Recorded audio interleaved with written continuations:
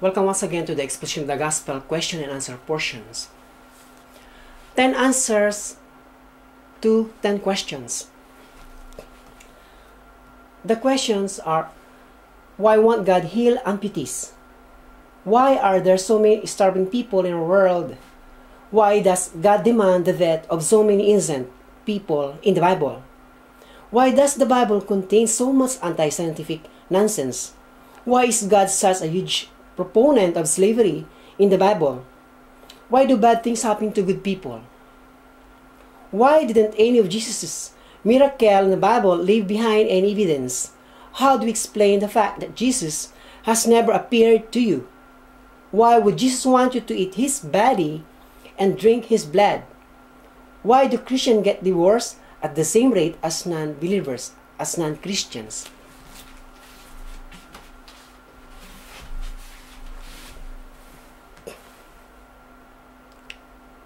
If God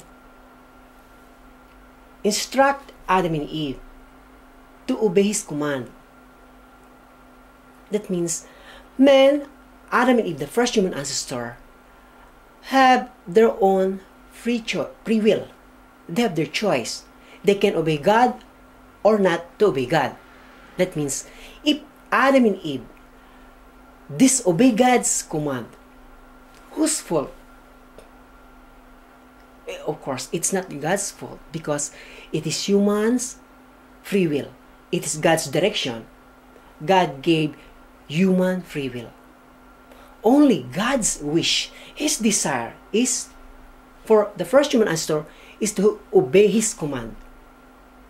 If they obey God's command, the desire of God of creating God's kingdom on earth composed of ideal individuals can be established. Okay?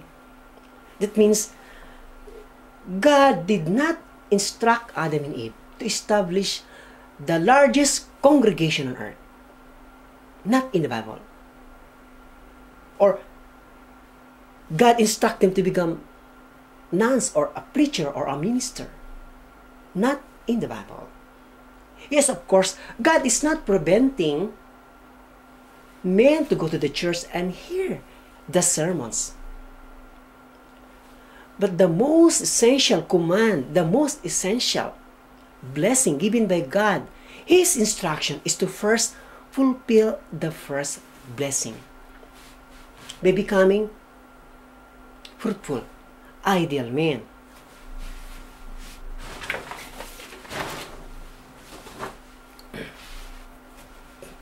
The first instruction given by God to Adam and Eve is to become fruitful. Galatians 5:22. What is fruitful?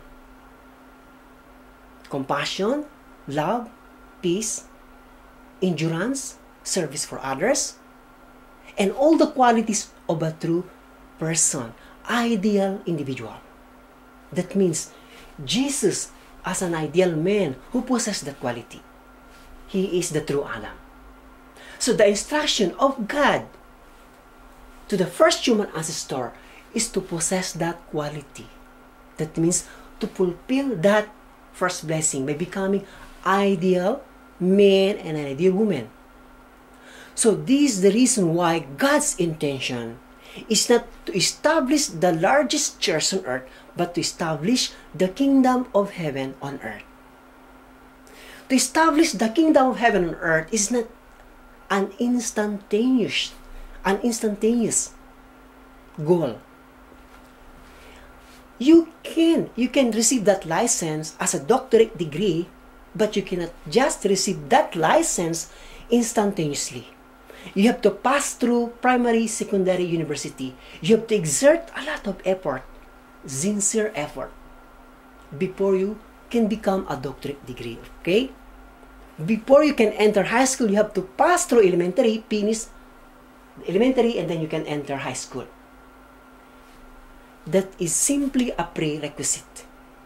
So, to establish that kingdom, also there was a prerequisite. So the first blessing should have been realized first. God can qualify the first human ancestor to multiply children. Okay?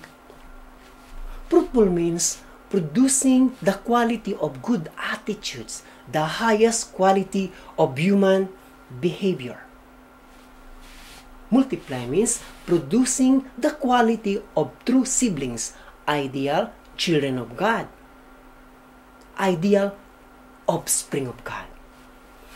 This is the reason why the first blessing is a prerequisite that God can allow them to become a husband and wife.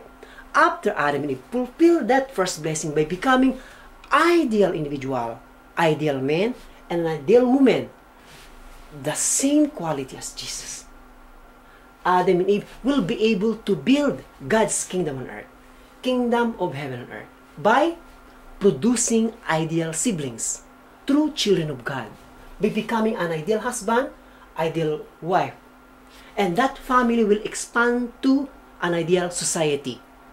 And that ideal families will expand to the ideal nation and ideal world. That is what we call the kingdom of heaven on earth. The kingdom of heaven on earth will not just simply exist instantaneously. Just like receiving license as a doctorate degree, the kingdom of heaven, it takes an honest foundation, an absolute obedience to God. The goal of God is not to build the largest denomination on earth, but the kingdom of heaven on earth. Jesus said, "Thy kingdom come, thy will be done on earth." Jesus Christ's goal is to build the kingdom of heaven on earth. No one understood this. No one understood Jesus. Instead, they crucified Jesus Christ. Jesus Christ can explain everything. Jesus is the second Adam who fulfills the first blessing. And then his goal eventually is to build that kingdom in which God had intended to the first Adam, who failed that first blessing, who failed to fulfill the first blessing by becoming true Adam. Jesus Christ, who became the true Adam, who's have been established that kingdom based on God's absolute values. If this was realized even in time of Adam and Eve, your question will not exist. If Adam and Eve had obeyed God's command, do you think evil will exist? Do you think Satan will exist? Do you think denomination will exist? Do you think church will exist? No divorce will exist. Your question will not exist. Child abuse will not exist. No term divorce. No wars, no conflict, no starvation, no amputees, no abnormalities. All the people will become the true sons and daughters of God, the same quality as Jesus Christ. That is the goal of God. After Adam and Eve committed sin, the whole world became confused. Not only 10 questions, hundreds and thousands of questions, and the life of the entire humanity became miserable before the eyes of God.